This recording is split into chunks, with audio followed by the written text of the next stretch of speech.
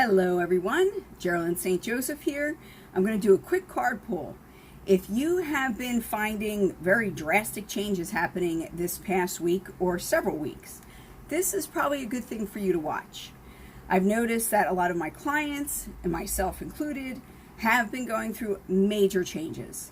The energy right now is really intense, and it can be used for very positive changes, but if we fight it, then we shift to the negative side and are feeling overwhelmed and like we don't know what to do.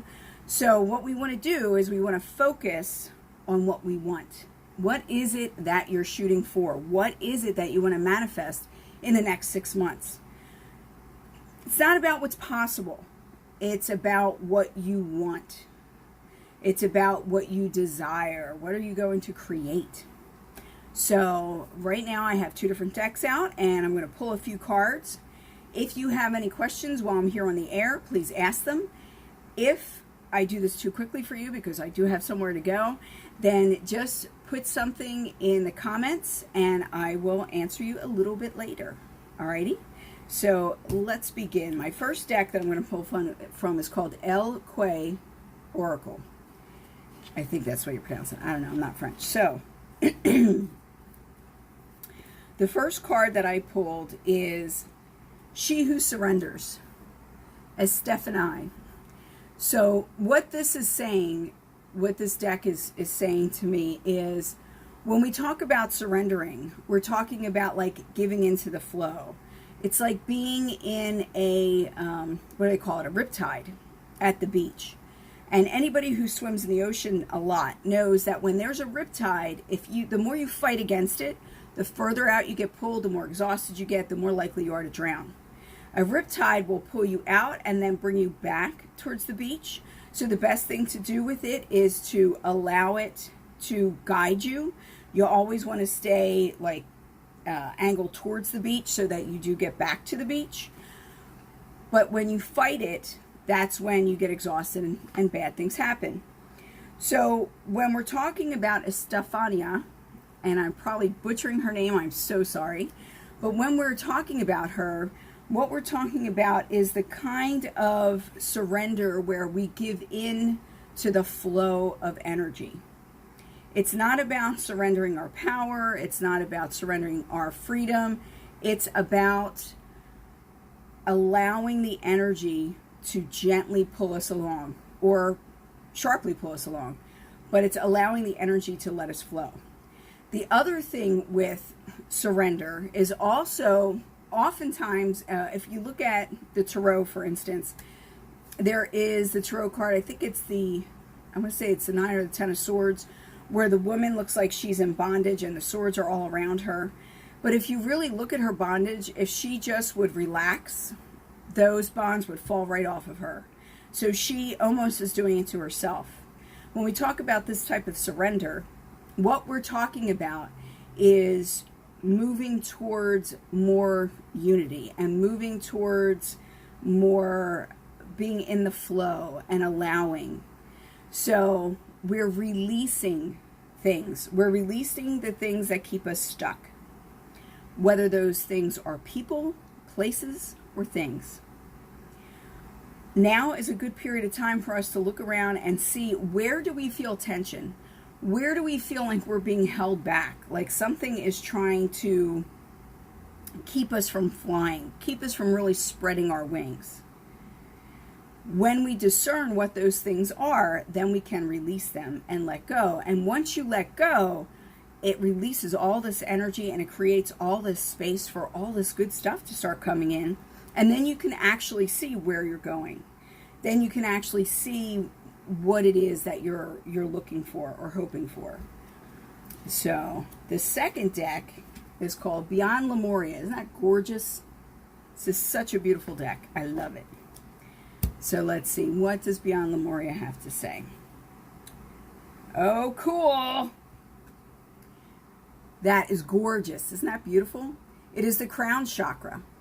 And the crown chakra is on top of your head. I am going to be doing a chakra class probably in the next week or 2. I will announce it on here when I'm going to do it, just so you know. But the crown chakra is very important, that the crown chakra be open to receiving energies and to receiving intelligence. It's a way to communicate with the universe. It's also, energy flows through us. So it'll flow through the crown, through the body. It enlightens each of the chakras, and it'll go out our feet back to Gaia. And we create a circuit doing it that way. So the crown chakra is also about the unlimited self. This is about us in our highest power, in our highest potential, doing what we came here to do. And so many of us are like, I have no idea what I came here to do. I'll give you a hint. You came here to be you.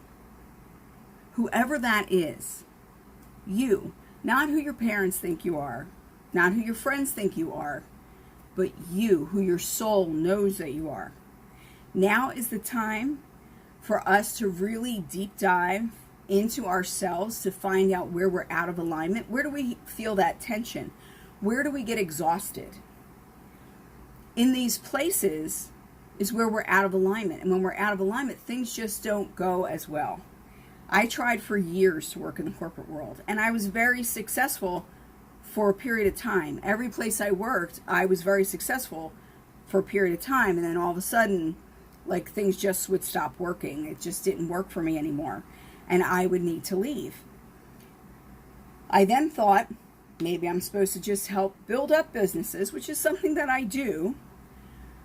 But what it comes down to is, whenever I was in a business where the energy started to feel out of alignment with me, where maybe the integrity wasn't where I needed it to be, or there were some business practices or marketing practices that I felt were a little sketchy or anything like that, then I cannot work in those kind of places. My alignment isn't there. I will get sick. Different things will happen. So I need to move on. I need to go and be open to what my soul shows me is actually me and where I'm supposed to be going. So we'll do another. I'm going to do 2 more cards, one from each deck. And we'll see, what do we want our question to be? What is the best advice for us to reach our highest potential, maybe? How about that? That sounds like a good question to me. Okay, so these cards, this is what the back looks like. This is the name of the deck. I love them. They're beautiful. And she who becomes Eterna.